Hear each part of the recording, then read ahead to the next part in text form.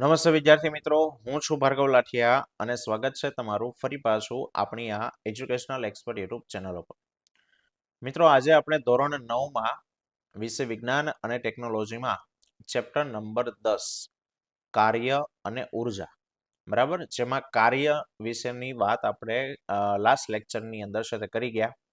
આજે આપણે ઉર્જાની વાત કરવાની છે. ઉર્જાની અંદર 3 પ્રકારની ઉર્જા આપણે ભણવાની છે, પણ એમાંથી આપણે આજે એક ઉર્જા છે એની વાત આપણે કરશું, બરાબર. તો વિડીયોને શરૂ કરતા પહેલા જો તમે આગળનો વિડીયો ન જોયો હોય તો નીચે લિંક આપેલી છે, ત્યાં જઈને જોઈ શકો છો, બરાબર. પ્લીઝ ચેનલ પર નવા હોય તો ચેનલને સબસ્ક્રાઇબ કરો અને વિડીયોને લાઈક કરો અને તમારા બીજા ધોરણ 9ના વિદ્યાર્થી મિત્રો સુધી એને શેર કરો.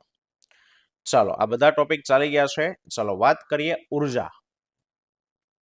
ઉર્જા કે સાહેબ, ઉર્જા એટલે શું? એનર્જી. તો કે કાર્ય કરવાની ક્ષમતા, પદાર્થમાં રહેલી કાર્ય કરવાની ક્ષમતા, એને એની ઉર્જા કહેવાય.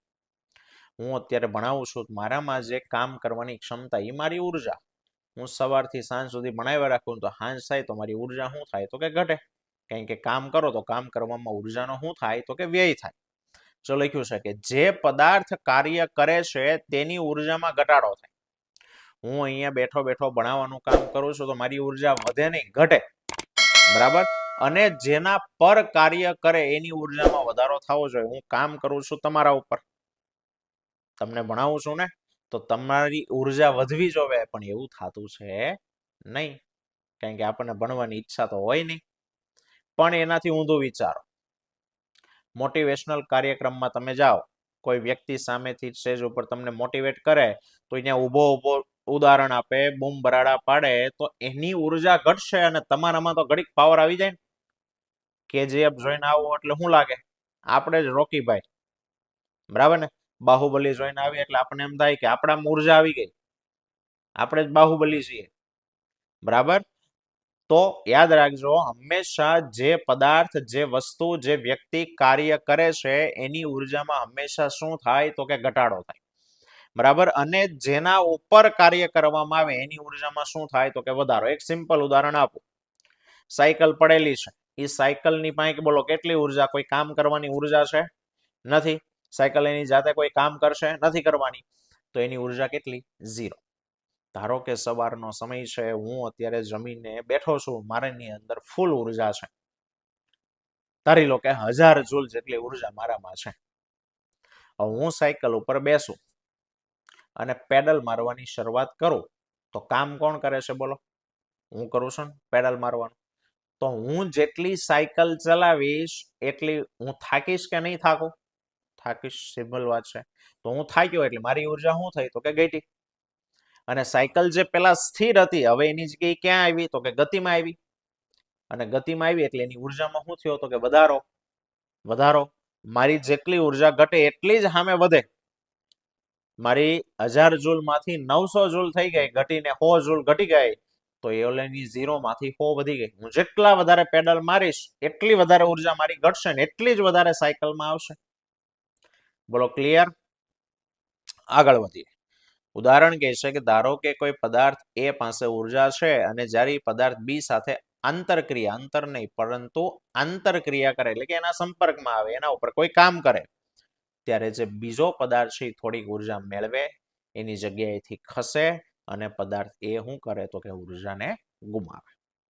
હવે ઉર્જા છે તો કે કામ કરવાની ક્ષમતા છે, એટલે ઉર્જાનો એકમ પણ જૂલ જ છે. અને એના મોટો એકમ તો કે કિલો જૂલ છે, બરાબર. અને જુદા જુદા પ્રકારની ઉર્જા, જેમ કે સ્થિતિ ઉર્જા, પદાર્થ સ્થિર હોય તો એમાં કામ કરવાની ક્ષમતા હોય, ગતિ કરતો હોય તો એમાંય કામ કરવાની ક્ષમતા હોય. વિદ્યુત ઉર્જા, યાંત્રિક ઉર્જા, ન્યુક્લિયર ઉર્જા, રાસાયણિક, ઉષ્મા, પ્રકાશ, ભૂતાપીય, ભરતી ઉર્જા, ઘણા બધા પ્રકારની અલગ અલગ ઉર્જાઓ છે તે હોય. જેમાંથી આ ચેપ્ટરમાં આપણે સ્થિતિ, ગતિ અને યાંત્રિક, આ 3 ઉર્જાની વાત આપણે કરવાના છે, બરાબર. ચલો, એમાંથી આપણે વાત આજે પહેલી કરીએ ગતિ ઉર્જા. ગતિ ઉર્જા તો પહેલા એના વિશે ટૂંકમાં માહિતી કે કોઈ પણ ગતિ કરતો પદાર્થ હોય ને કામ કરી શકે.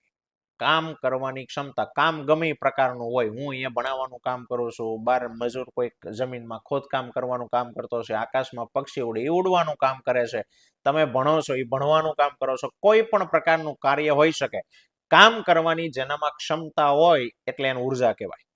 પણ પદાર્થ ગતિ કરતો હોય અને કામ કરવાની ઉર્જા હોય તો એને ગતિ ઉર્જા કહેવાય. હું અત્યારે બેઠો બેઠો કામ કરું છું, મારામાં ગતિ ઉર્જા ન કહેવાય, સ્થિતિ કહેવાય. હું બેઠો છું. એક બીજું ઉદાહરણ આપો ગતિ ઉર્જા, કે ધારો કે એક સાયકલ સ્થિર છે, હવે તમે એના ઉપર બેસીને પેડલ મારવાની શરૂઆત કરી, હવે એ સાયકલ ગતિમાં આવી, હવે એ ગતિ કરતી સાયકલ પાસે કામ કરવાની ઉર્જા છે. કેવી રીતના સાહેબ? જો એ ગતિ કરતી સાયકલ કોઈની યારે ભટકાશે તો એ સામેવાળાને ઈજા થાય કે નહીં થાય? થાય. જો એની સ્પીડ ઓછી હશે સામે ઈજા કેવી થાય? ઓછી થાય. સ્પીડ વધારે હશે તો સામે ઈજા કેવી થાય? વધારે થાય. તો એ જેટલી ગતિમાં છે એટલું સામે કામ કરવાની ક્ષમતા છે. રસ્તા ઉપર વાહનો ભટકાય, જો બે વાહનો ધીમે ધીમે ચાલીને આવતા હોય ભટકાય તો શું થાય? ખાલી ગોબાત પડે. પણ આમ અમે સ્પીડમાં મોરે મોરો દઈ દે 80-100 ની સ્પીડે તો ભૂકો થઈ જાય, કાંઈ વાહે વધે નહીં. જેટલી સ્પીડ વધુ એટલી કામ કરવાની ક્ષમતા વધુ. એક સિમ્પલ બીજા ઉદાહરણથી સમજાવો. અહીંયા સમજો. માની લો કે અહીંયા એક રેતીનો થર બનાવ્યો છે, મોટો જબર રેતીનો થર છે, બરાબર? રેતીને ભીની રાખી છે. હવે એક લોખંડનો મોટો ગોળો છે, 1 કિલો એનું વજન છે. એ ગોળાને મેં અહીંયા જમીન ઉપર મૂક્યો, સિમ્પલ મૂકી દીધો, ધક્કો બક્કો કોઈ માર્યું નથી. બોલો, ગોળો જ્યારે હું ઊંચકીશ તો ત્યાં થોડોક ખાડો પડી ગયો હશે, તો એને ખાડો પાડ્યો. હવે એ ગોળાને બાજુની જગ્યાએ હું 1 મીટરની ઊંચાઈ લઈ જાઉં અને ત્યાંથી હું એને છોડું. આ હાઈટ કેટલી? 1 મીટર. 1 મીટરની ઊંચાઈ હું એને લઈ ગયો અને ત્યાંથી એને છોડીશ તો અહીંયા જમીનમાં થોડોક વધારે ખાડો પડશે કે નહીં પડે? પડ્યો. તો અહીંયા શું કામ થયું? ખાડો પડવાનો, બરાબર? એ દડાને બાજુની જગ્યાએ હું 2 મીટરની ઊંચાઈ લઈ જાઉં અને ત્યાંથી હું એને છોડું તો જમીનમાં ખાડો કેવો પડશે? હજી વધારે ઊંડો પડશે કે નહીં પડે? હા કે ના? તો સાહેબ દરેક વખતે એની પાસે કામ કરવાની ક્ષમતા છે. અહીંયા 1 મીટરે લઈ ગયો, ત્યાંથી મેં છોડી દીધું, નીચે પડ્યો, ગતિમાં આવ્યો, ખાડો પડ્યો. વધારે ઊંચાઈ લઈ ગયો તો વધારે સ્પીડ, જેમ જેમ નીચે આવે એમ આગળના ચેપ્ટરમાં ભણ્યા, દર સેકન્ડે વેગમાં કેટલો વધારો થાય? તો કે 9.8 મીટર પ્રતિ સેકન્ડ સ્ક્વેર જેટલો વધારો થાય. તો અહીંયાથી વધારે સ્પીડ એની આવશે તો જમીનમાં વધારે ખાડો કરશે, બરાબર છે?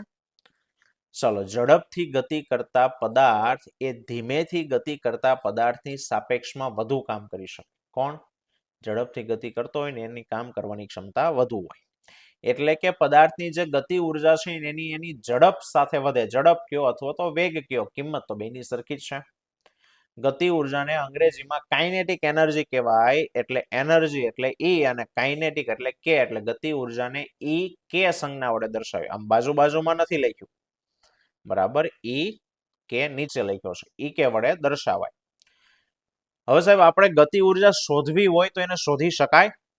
હું સાયકલ લઈને જાઉં છું, એ સાયકલ પર હું પેડલ મારું છું, સાયકલ ગતિમાં આવે છે, તો હવે એ સાયકલ પાસે કેટલી ગતિ ઉર્જા છે એને શોધવી હોય તો શોધી શકાય? તો કે હા. એ ગતિ ઉર્જાને શોધવાની 2 રીતો છે અને પરીક્ષાની અંદર વાર્ષિક પરીક્ષા માટે આ મોસ્ટ આઈએમપી તમારો સવાલ છે કે ગતિ ઉર્જાનું સૂત્ર તારવો. એની પછીનો સવાલ. તો 2 રીતે ગતિ ઉર્જા શોધી શકાય. પહેલું કે ધારી લો કે કોઈ પદાર્થ છે જે પહેલેથી ગતિમાં છે, પહેલેથી જ ગતિમાં છે અને એનો કંઈક વેગ છે v. ધારો કે પહેલેથી પદાર્થ ગતિ કરતો હોય, એની ગતિ ઉર્જા શોધવી હોય, શું કરવાનું સાહેબ? એ ગતિ કરતો પદાર્થ એને તમે ઊભો રાખો, મીન્સ કે સ્થિર કરો. તો પદાર્થ ગતિ કરતો હોય તેની જાતે સ્થિર થાય? ન થાય, બળ લગાડવું પડે ને. તો એ પદાર્થ ઉપર તમે બળ લગાડો, તો બળ લગાડવા તમારે કામ કરવું પડશે ને. ફોર એક્ઝામ્પલ, આ પદાર્થ 5 મીટર પ્રતિ સેકન્ડના વેગથી ગતિ કરે છે. હવે એ ગતિ કરતા પદાર્થને મારે સ્થિર કરવો છે, તો સ્થિર કરવા માટે પણ મારે કંઈક કાર્ય કરવું પડશે, બળ લગાડવું પડશે. તો સ્થિર કરવા માટે માની લો કે મેં 100 જૂલ કામ કર્યું, તો જેટલું કાર્ય મેં કર્યું ને એ કાર્ય જ એની ગતિ ઉર્જા કહેવાય. કાર્યનો એકમ જૂલ છે, ગતિ ઉર્જાનો એકમ જૂલ છે. પહેલી રીત કે વી વેગથી ગતિ કરતા પદાર્થ ઉપર ગતિની વિરુદ્ધ દિશામાં બળ લગાડવામાં આવે તો તે થોડા સમય બાદ શું થઈ જાય તો કે સ્થિર થઈ જાય. અહીં પદાર્થને સ્થિર કરવા માટે તમે જે કાર્ય કર્યું છે એ કાર્યની ગણતરી કરીને ગતિ ઉર્જા મેળવી શકાય. પદાર્થ આગળની બાજુએ ખસે છે, તમે એને પાછળની દિશામાં બળ લગાડો કે એ ઊભો રહી જાય, તો એ ઊભું રાખવા એને સ્થિર કરવા માટે જેટલું તમે કાર્ય કરો ને એ જ એની ગતિ ઉર્જા કહેવાય. એક રીત આ છે. શું શોધવાનું? પદાર્થ ગતિ કરતો હોય તેને વિરુદ્ધ દિશામાં કેટલું બળ લગાડવું પડે, બળ લગાડવા કેટલું કામ કરવું પડે એ શોધો. અથવા બીજી રીત છે કે ધારી લો કે સાહેબ પદાર્થ પહેલેથી સ્થિર સ્થિતિમાં છે, પ્રારંભિક વેગ 0 છે, પહેલેથી સ્થિર છે અને એને એમાં બળ લગાડી અને તમે ગતિમાં લાવો ને એનો વેગ v કરો, તો એના માટે પણ તમે જે કામ કરવું પડશે. ટૂંકમાં પદાર્થને સ્થિર સ્થિતિમાંથી ગતિમાં લાવો તો એ તમારે કાર્ય કરવું પડશે અને એ જે કાર્ય કરશો એ જ એની ગતિ ઉર્જા કહેવાય. શું કામ? તો કે જેટલું કામ તમે કરો એટલી ઉર્જા તમારી શું થાય તો કે ઘટે. જેટલી ઉર્જા ઘટે એટલી જ પેલા પદાર્થમાં આવે, એટલે કાર્ય એ જ ગતિ ઉર્જા થયું. હું સાયકલ ઉપર બેસો, સિમ્પલ ઉદાહરણ સાંભળજો. સાયકલની ઉર્જા 0, મારી ઉર્જા 1000 જોule. હું સાયકલ ઉપર બેસીને પેડલ મારવાની શરૂઆત કરું, મારી ઉર્જા 1000 માંથી ઘટીને 990 થઈ, 950 થઈ, 900 થઈ, તો જેટલી મારી ઘટે છે સામે સાયકલમાં એટલી જ આવે છે. જેટલો હું ઊભા થઈ તેને પેડલ મારીશ એટલી વધારે મારી ઉર્જા ઘટશે, એટલી વધારે સાયકલમાં આવશે. તો સાયકલમાં આવી કેટલી? તો કે જેટલી મારી ઘટી. મારી કેટલી ઘટી? તો કે જેટલું મેં કામ કર્યું. તો ગતિ ઉર્જાને શોધવા માટે શોધવાનું શું? કરવું પડતું કાર્ય. શેના માટે? સ્થિર સ્થિતિમાંથી ગતિમાં લાવો અને જે કામ કરવું પડે એ, અથવા ગતિ કરતો પદાર્થ હોય એને સ્થિર કરો અને જે કાર્ય કરવું પડતું હોય એ કાર્ય એની ગતિ ઉર્જા કહેવાય. જો બીજી રીત છે કે સ્થિર સ્થિતિમાંથી પદાર્થમાં v જેટલો વેગ લાવવા માટે કરવા પડતા કાર્યની ગણતરી કરીને પણ ગતિ ઉર્જા શોધી શકાય. રેડી? ચાલો હવે આપણે ગતિ ઉર્જાનું સૂત્ર તારવીએ. એમાંથી આપણે સૂત્ર એક રીતે તારવીએ. બે રીત આપણને કીધી, બે રીતે ગતિ ઉર્જા શોધી શકાય. એક્ઝામ માટે મોસ્ટ ટાઈમ બી સવાલ યાદ રાખી લેજો. 100% તમારી વાર્ષિક પરીક્ષાની અંદર આ સવાલ હશે. આ ચેપ્ટરના 2 સવાલ એવા છે કે 2 સવાલ જ પરીક્ષાની અંદર 2 માંથી એક તો 100% હશે. ગેરંટી સ્ટેમ્પ પેપર ઉપર લખીને આપી દો. જેમ પાકો કે કમ્પ્લીટ કરી નાખજો. ગતિ ઉર્જા એટલે શું એનું સૂત્ર તારવો. કે પદાર્થ ગતિ કરતો હોય તેની પાસે કેટલી ગતિ ઉર્જા, એનું સૂત્ર શું છે? તો સૌથી પહેલા તો વ્યાખ્યા કે પદાર્થની ગતિને કારણે તેમાં રહેલી કાર્ય કરવાની ક્ષમતા એને ગતિ ઉર્જા કહેવાય. પદાર્થની ગતિને કારણે તેમાં રહેલી કાર્ય કરવાની ક્ષમતા એને શું કહેવાય? ગતિ ઉર્જા. હવે આપણે એની ગતિ ઉર્જાનું સૂત્ર તારવવા માટે ધારો કે કોઈ m દળનો પદાર્થ છે જે પહેલેથી ગતિ કરે છે. ધારો કે એનો પ્રારંભિક વેગ છે u. બરાબર? હવે એની ઉપર હું બળ લગાડું, એટલે બળ લગાડ્યું f. બરાબર? તો બળ લગાડો એટલે એને કંઈક નવો વેગ મળે. બરાબર? તો અંતિમ વેગ v થયો. બળ લગાડ્યું એટલે એ પદાર્થ ખસશે પણ ખરા, સ્થાનાંતર કર્યું, અને એના માટે કંઈક સમય લાગશે. એટલે મુદ્દો આખો એવો થયો કે m દળનો પદાર્થ છે, પ્રારંભિક વેગ u છે, એના ઉપર બળ લગાડો તો t સમયને અંતે s જેટલું અંતર કાપે છે અને એનો અંતિમ વેગ કેટલો થાય? v. તો વેગ u માંથી v કરવા માટે જે કાર્ય કરવું પડે એ કાર્ય શોધી નાખો, એ જ તમારી ગતિ ઉર્જા છે, એવું આપણે કીધું હમણાં. બરાબર ને? ચલો, તો આ દરમિયાન થતું કાર્ય, હવે કાર્યનું સૂત્ર તો હમણાં આપણે ભણ્યા આગળના લેક્ચરમાં, બળ ગુણ્યા સ્થાનાંતર. તો તમે અહીંયા બળ કેટલું લગાડ્યું છે? f. સ્થાનાંતર કેટલું કર્યું? s. તો સૂત્ર થયું w બરાબર f ગુણ્યા s. સમીકરણ નંબર 1 નામ આપો. હવે આ કાર્યના સૂત્રમાં તમે જે બળ લગાડ્યું એ બળ મૂકો, કેટલું સ્થાનાંતર કર્યું એ સ્થાનાંતર મૂકો, એટલે તમને કાર્ય મળી જાય અને કાર્ય એ જ તમારી ગતિ ઉર્જા થાય. પણ સાહેબ મેં કેટલું બળ લગાડ્યું એ મને થોડી ખબર હોય. હું અત્યારે ભણવામાં કેટલું બળ લગાડું કે મને ખબર ન હોય. સાયકલ પર બેસીને જોરથી જ પેડલ મારું એ મને ખબર પડે, પણ એમાંથી મેં કેટલું બળ લગાડ્યું એ કઈ ખબર પડે નહીં. પણ પહેલા સેમેસ્ટરમાં તમે ભણી ગયા કે સાહેબ પદાર્થ ઉપર બળ કેટલું લાગે અને કયા નિયમથી શોધી શકાય? તો કે ન્યૂટનનો બીજો નિયમ. બરાબર? તો બીજા નિયમ ઉપરથી બળનું સૂત્ર શું હતું તો કે ન્યૂટનના ગતિના બીજા નિયમ પ્રમાણે બળ હતું F બરાબર ma. પદાર્થનું દળ ગુણ્યા એનો પ્રવેગ, એને કહેવાય બળ. બરાબર, ચાલો એને સમીકરણ નંબર 2 આપ્યું. પછી આ 2 ની કિંમત એટલે કે F ની કિંમત 1 માં મૂકી દઈશું.